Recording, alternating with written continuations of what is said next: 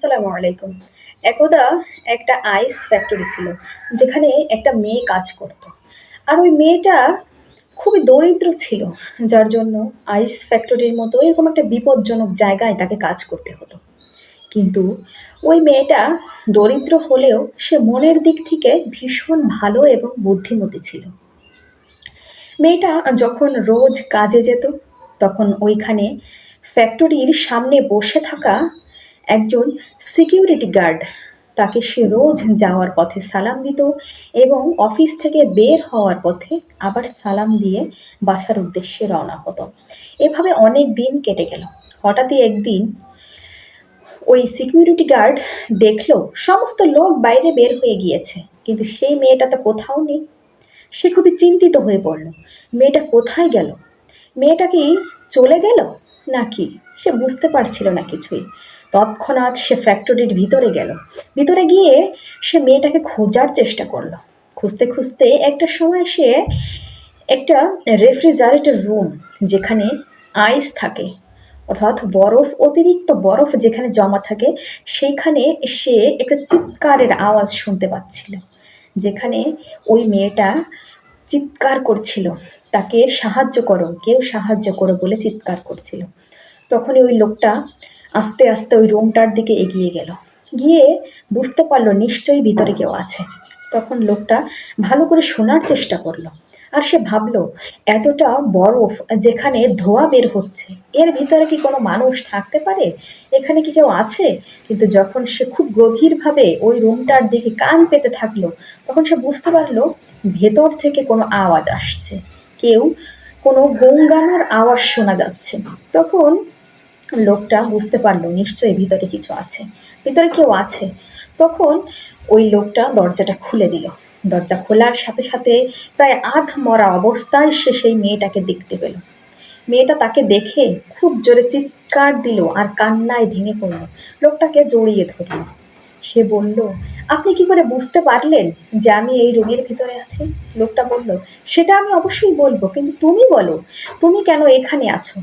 Office তো শেষ হয়ে গিয়েছে, ফ্যাক্টরির সবাই বাসায় চলে গেছে, তখন তুমি কেন এইখানে পড়ে আছো? তখন মেয়েটি বলল, যখন ফ্যাক্টরি ছুটি হয়ে গেল, আমিও তখন সবার মতো বাসার দিকেই যাচ্ছিলাম, কিন্তু তখনই হঠাৎ করে এই রুম থেকে কোনো কিছু পড়ে যাওয়ার শব্দ শুনতে পেলাম। আমি তৎক্ষণাৎ আমি এই রুমে ছুটে আসলাম।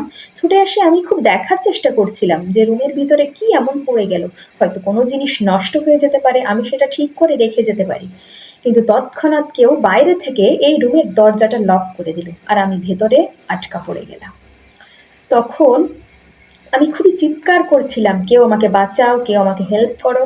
আমি কিছু বুঝে ওঠার আগেই সবাই অফিস থেকে বাইরে বেরিয়ে গেল, আর আমি এই রুমের ভিতরই বন্দি থেকে গেলাম।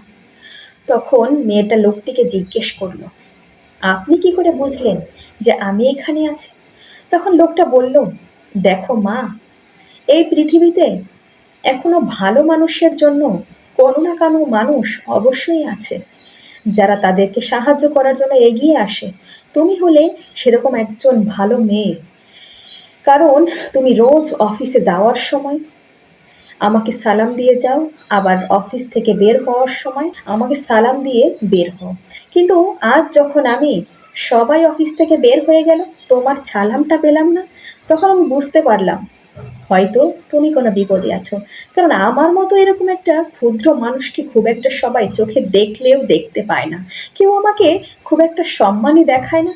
তুমি এমন একজন বিশেষ মানুষ আমার কাছে, যে আমাকে খুব বেশি সম্মান দিয়েছো। তাই তোমাকে যখন আমি না দেখতে পেলাম, আমি কিন্তু ঠিকই বুঝতে পেরেছিলাম যে তুমি হয়তো কোনো বিপদে আছো, কারণ তুমি কখনোই এই ভুলটা করনি যে আমাকে সালাম না দিয়ে নিজের বাড়ির উদ্দেশ্যে রওনা দিয়েছো। তখনই আমি তোমাকে খুঁজতে চলে এলাম ভিতরে, আর তখন এসে তোমাকে এই রুমে পেলাম। তখন লোকটা এবং মেয়েটা দুজন কান্নায় খুব ভেঙে পড়ল। আস্তে আস্তে অফিস থেকে বাইরে বের হয়ে আসলো, এবং মেয়েটা একটু স্বাভাবিক হওয়ার চেষ্টা করলো। একটা কথা দেখুন, আপনি যদি কাউকে সত্যিই মন থেকে আন্তরিকতা দিয়ে ভালোবাসেন, অবশ্যই সে আপনার কখনো না কখনো উপকারে আসবে। আপনার ওই ভালোবাসাটা কখনো বৃথা যাবে না। এজন্য কখনো কোনো মানুষকে ছোট করে না দেখে বরং তাকে সম্মান দেওয়ার চেষ্টা করুন। হয়তো কোনো ব্যক্তি, কোনো মানুষ বা কোনো যাই হোক না কেন, হয়তো সে আপনার অবশ্যই কাজে লাগতেও পারে। ধন্যবাদ সবাইকে। আসসালামু আলাইকুম ওয়া রাহমাতুল্লাহি ওয়া বারাকাতুহু।